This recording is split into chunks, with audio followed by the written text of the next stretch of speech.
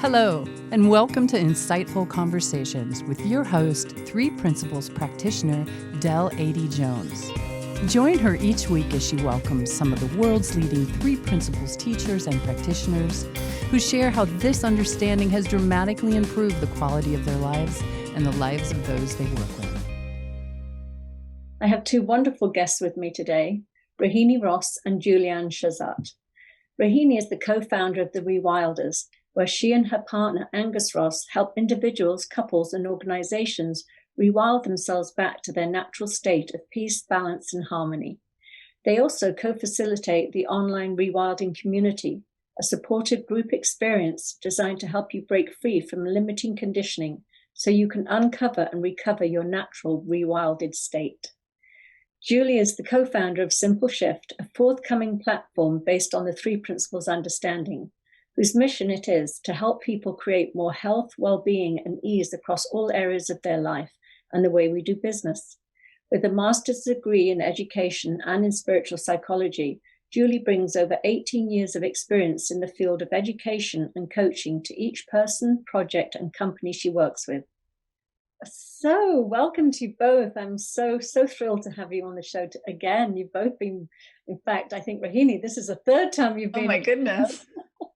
But I know that you and Julie have been working on an upcoming event that you're putting on that is very close to my heart too. So we're going to be talking today about the Reimagining Our Spiritual Communities, Loving Authentic Conversations Around Healing Racism. So I'd love to hear about what was it that you were seeing around this subject that led you to creating this program?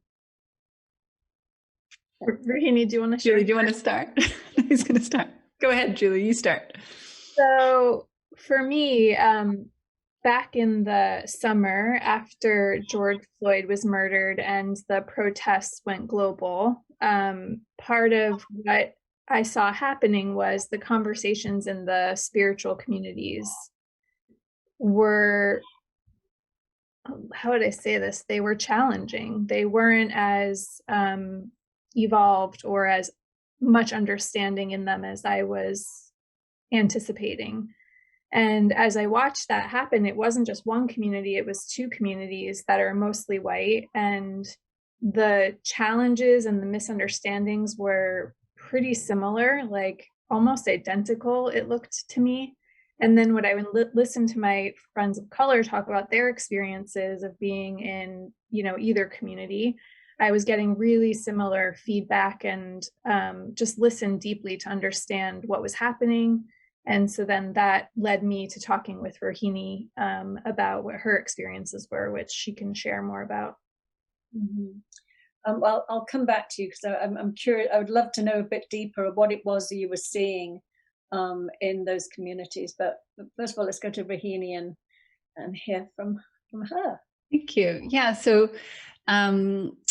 it was a very impactful event. As we all know that what happened when George Floyd was murdered and it was captured and shared around the world, and it really mobilized an awareness that I think that especially the Black community, but communities of color were more aware of, but it really brought it more into mainstream awareness in a really powerful way. And, for myself, I simply shared some reflections in one of my blog posts that occurred to me after I heard about the event. And I was really surprised at the negative feedback that I got in showing support for Black Lives Matter, showing support for anti-racism. And the feedback that I was getting was that, or some of the feedback was that I shouldn't be writing about that, and that it isn't a conversation, it isn't a spiritual conversation. And for me, it was really shocking to, one, be told what I can and can't write. And I didn't save the emails because there was things on social media, but some of the emails were far harsher. And I was so upset at the time that I just deleted them. I didn't keep them, but I actually wish now that I had kept them because I have more perspective now, so I can kind of remember more clearly what was being said to me, but it was all along the lines of what I should and shouldn't say, that this isn't something that's part of a spiritual conversation, and, things along those lines. And so it really mobilized something inside of me about the importance of this being part of a spiritual conversation. It isn't something that, to me, human rights isn't separate from looking in the direction of our spiritual nature, and that the understanding that we have from looking in the direction of love and compassion and empathy is absolutely what's needed, as far as I'm concerned, in terms of looking toward what can be done to have there be less suffering in the world. I love what you shared there, and I totally agree. And I'm so glad that you've both come together and are doing something about that. So Julie, what was it? Were you seeing similar things, or what was your response that you were getting? Yeah, I saw very similar things. I even wanted to come in and respond to some of what I saw happening on Rohini's posts. I think you did, Julie. Thank you. Yeah.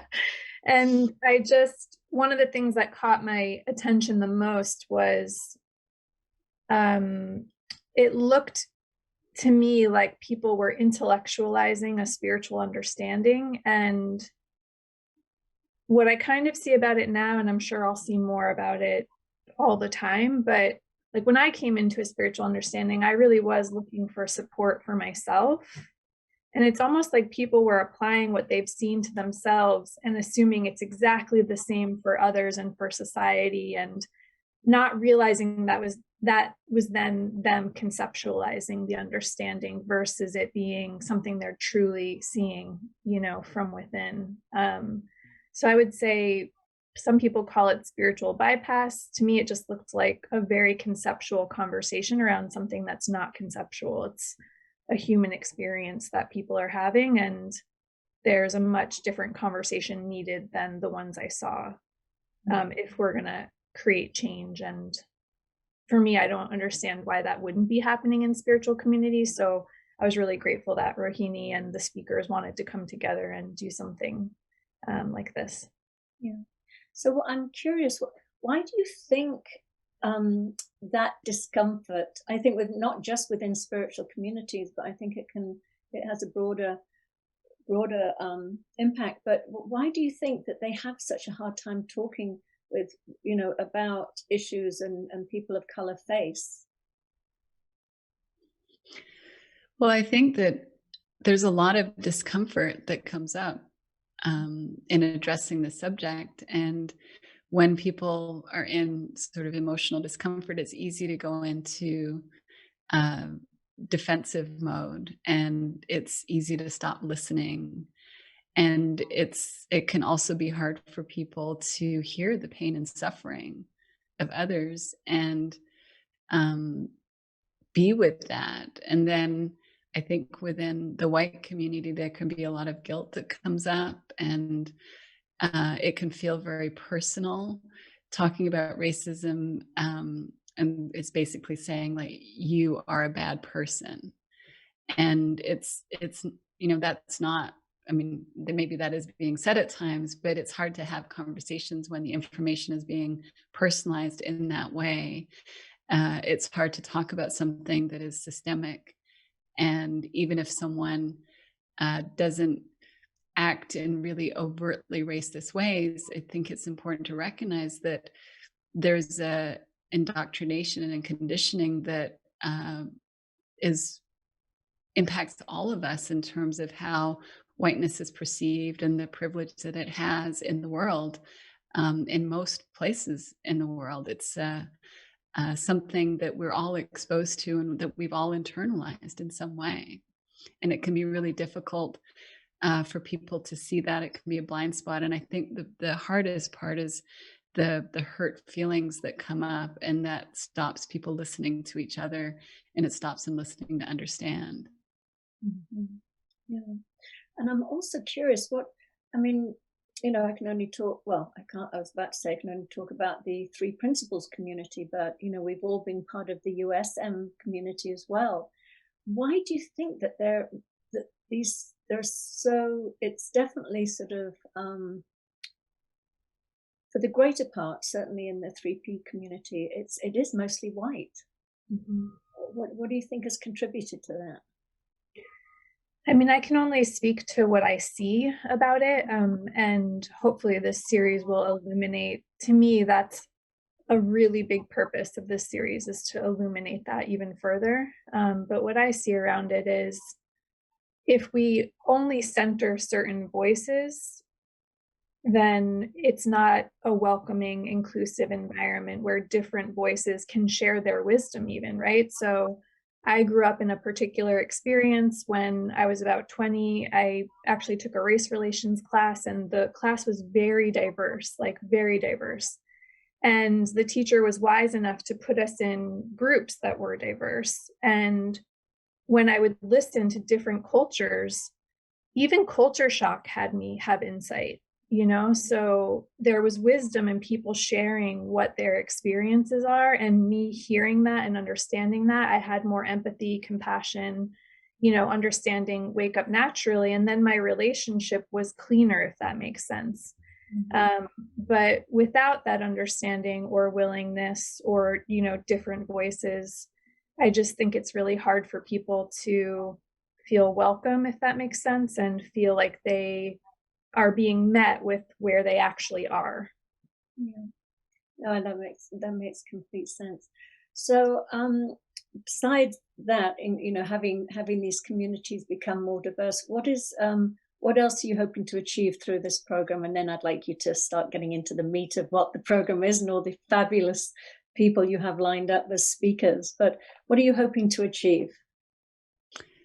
Well, I think one of the first things, and Julie, you can add on what you're saying, but I think greater understanding is really one of the first places to start. We want to create a safe place where people can be heard and different points of view can be listened to, so that there can be hopefully a greater coming together and having the opportunity to all of us see things fresh and new, and to see what possibilities emerge from there. Yeah, and I would say what's interesting to me is that when our understanding of each other and the human experience deepens, I think our spiritual understanding deepens along with that. So I'm really looking forward to both of those, because I think it can help elevate the conversations in a meaningful way. Yeah, that's beautiful. I love that. So, so I'd love to hear how you chose the lineup, because you have is it 5 or 6 different speakers, including yourselves? 7, including us. 7 including you. So, so how did you choose the speakers, and what is it that, I know they each come with a unique, contribution to the conversation. So I'd love you to mention who the speakers are and how their input is going to add to the conversation. Well, it was one of those things where Julie and I, when we were talking last summer, I had the idea of doing a one-off webinar, and I had invited Nyakua and Todd to participate in that webinar, because I'd been in conversation with them around this topic, and it seemed that they had a lot of insight, and they'd been in conversation around it for several years. And Todd had even written a paper talking about what he was seeing within the 3 Principles community.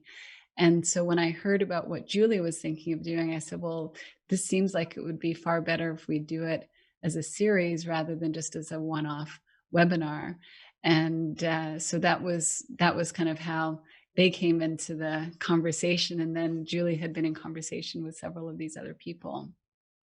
Yeah, so Alvin is a friend of mine from USM, and we actually reconnected right before all of the events in the summer took place. And so when that happened, we were in conversation at that time, and his insights and wisdom are just really profound. And I was grateful that he was willing to join us. And then Dr. Sherry Allen, she went to USM, and she also attended Pacifica.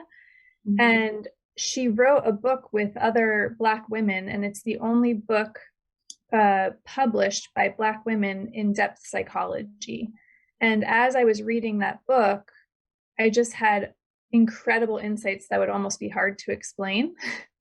But it was a lot about seeing that when I listen to psychology through a different cultural lens, I see some very profound things that I could not see had I not done that. And then Amy Mills is a good friend, and she's really passionate about this, and she does a lot of activist work. And so it made a lot of sense for her to share about love and wisdom in action, so that it's not just about conversation, but also about the things that we do with the insights we have.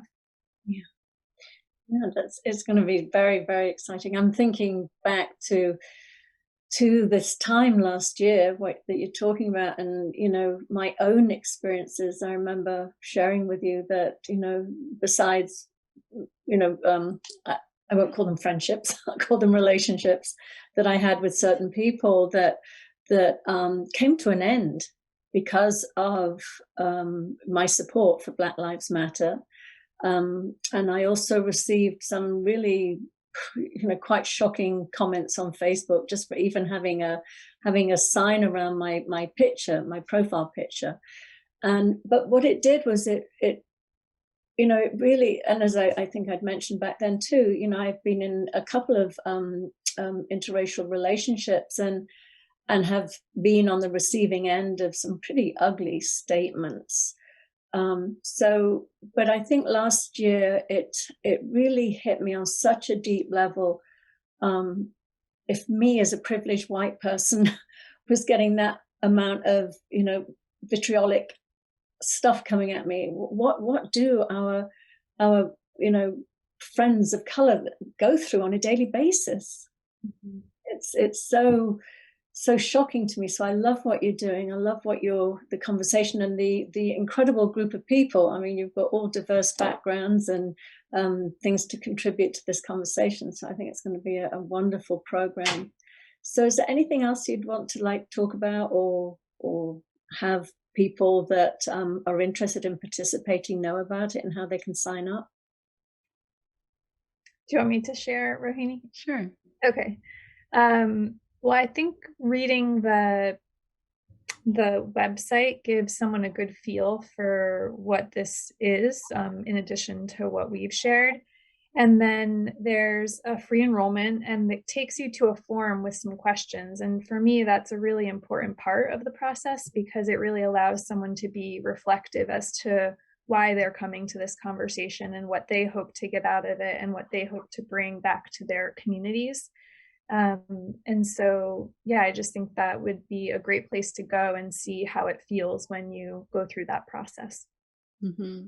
And all of the speakers have access to the forms that are being completed. And so that's going to really help inform all of us as to who's coming and what the intentions are and what they're looking to get out of it. So it's going to be very conversational in that way. The speakers will be sharing, but we want to draw on the wisdom of the group that's participating too.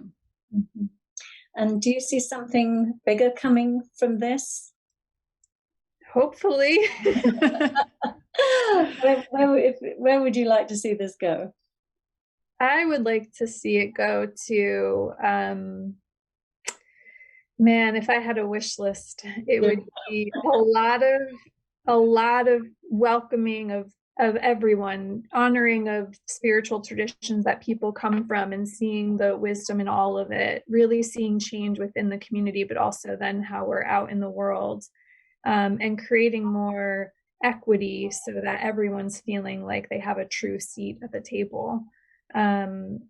And I'm sure I'm forgetting lots of things. I may not be perfectly eloquent about it, but my heart is just expanded when you ask that question. So thank you, Del. Yeah, it definitely feels like it's a beginning, and we don't really know what's going to come of it, but it's really about looking at what are the changes that will make a real difference in people's lives so that there is more equity and justice, and how do we as people in spiritual communities who are looking in the direction of waking up to who we are and living compassionate, empathetic lives. How do we put that together into action, into really making a difference, and having the understanding that we have really support change in the world? Yeah, that's beautiful. And you know what's coming up for me as you're sharing? I know I was in one particular spiritual community where there was somebody who was expressing their hurt and anger, and about what was going on last summer, which started obviously with the almost ended actually with George Floyd. There had been so much that had gone on before, and it just culminated in that. And I saw a real discomfort in allowing somebody their experience of the hurt and the outrage. And I'd love you to talk a bit about that, because I think it's really important that we honor, where somebody's at, and hold the space for them to express the all the emotions that come along with this.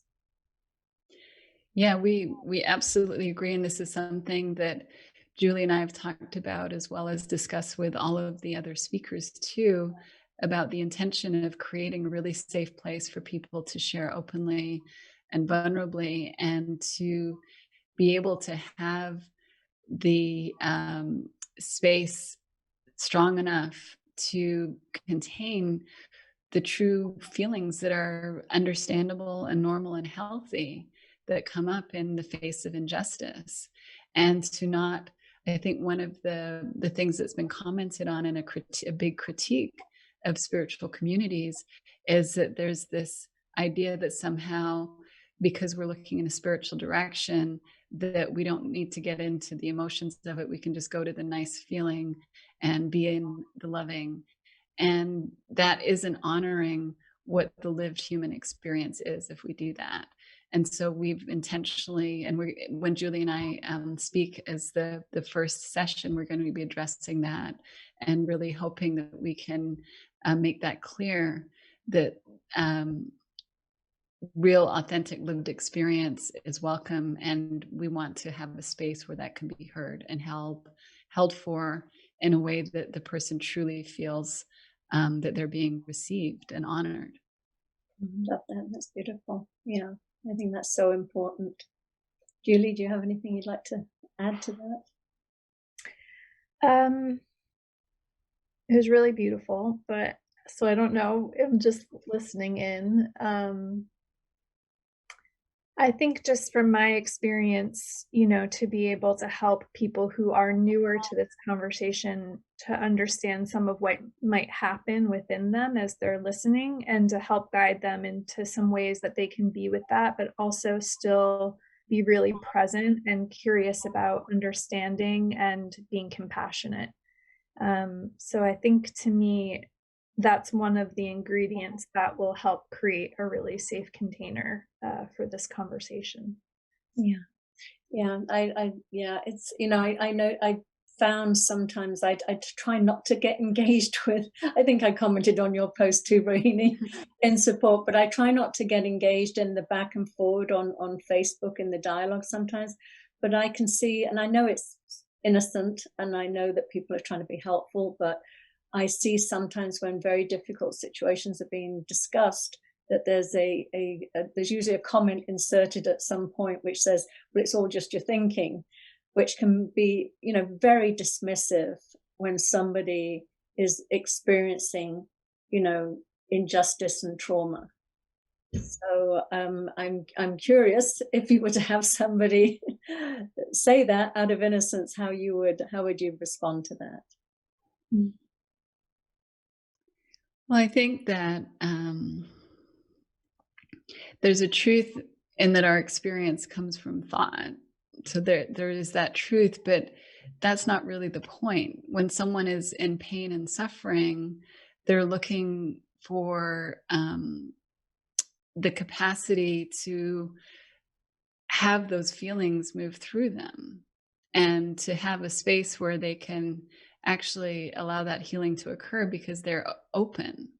and they're able to allow their nervous system to process it that way. And I think there's just an innate health in the design of all human beings, that we have this capacity to heal through allowing ourselves to have emotion move through us. And so to say it's just your thinking, it doesn't really mean anything at that point. When someone's having an experience, it's about allowing that to occur without judging it, trying to change it, and really supporting them while they're in it. So to me, it's like, yes, our feelings come from our thoughts, but when someone's in deep suffering, that's probably not the most compassionate thing to offer them. The compassionate thing to offer them is the space to be received as they are, and to allow the natural healing to unfold within themselves through listening to them. Yeah, that's so important, I think, in all situations, not just in this situation. So I'm really glad you addressed that. Yeah, and I would add too that part of the listening is listening for wisdom, so if someone is facing injustice and they're expressing that, there's wisdom in what they're saying. They're calling out to say, hey, look, there's something that's not right here. And then the listening on the other person's part is to hear, to really hear what's being said, and to let it process through so that our wisdom can wake up. And if we're really all one, then that process can allow for health to occur in the system between us, if that makes any sense. Oh, yeah. Mm-hmm. And I think that that's a key ingredient that's sometimes missing when people think it's like just thought, that doesn't really address what's actually happening. Thought is giving a cue that something is wrong. It's like alerting the system, hey, something's wrong. No, that's a very, very important point. I love that. Well, we're coming to the end of our time together. So is any final words you want to share? Anything along this topic for anybody that might still be curious?